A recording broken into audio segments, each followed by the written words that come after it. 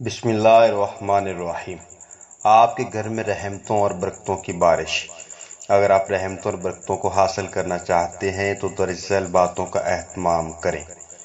Number 1، گھر کے تمام مرد و خواتین اپنے جسم و لباس کی پاکی اور طہارت کا خوب اہتمام رکھیں۔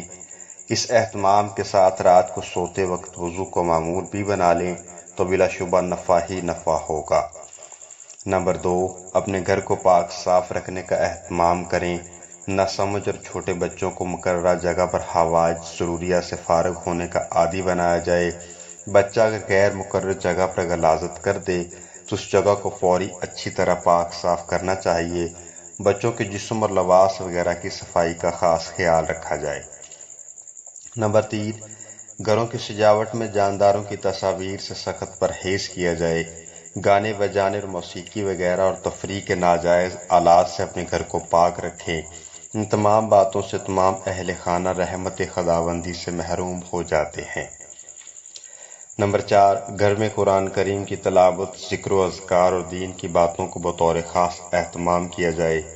قرآن کریم کی تلاوت سے گھر سے بلائیں، نحوستیں، بیماری اور پریشانی دور بھاگتی ہیں اور گھر میں اللہ تعالیٰ کی رحمتیں نازل ہوتی ہیں اور سکون و اطمینان کی دولت بھی نصیب ہوتی ہے۔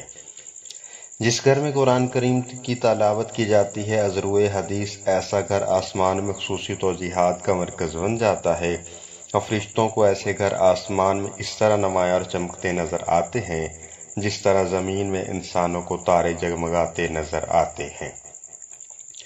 یہ کس قدر خوش بختی اور سعادت کی بات ہے کہ کون صاحب ایمان ایسی خوش بختی اور سعادت سے محروم رہنا چاہتا ہوگا۔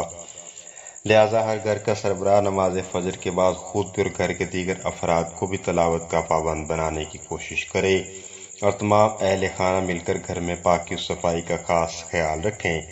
انشاءاللہ آپ کے گھر میں رحمتوں اور برکتوں کی بارش ہوگی۔ ویڈیو اچھی لگے تو اس کو لائک کیجیے، سبسکرائب کیجیے اور شیئر کیجیے۔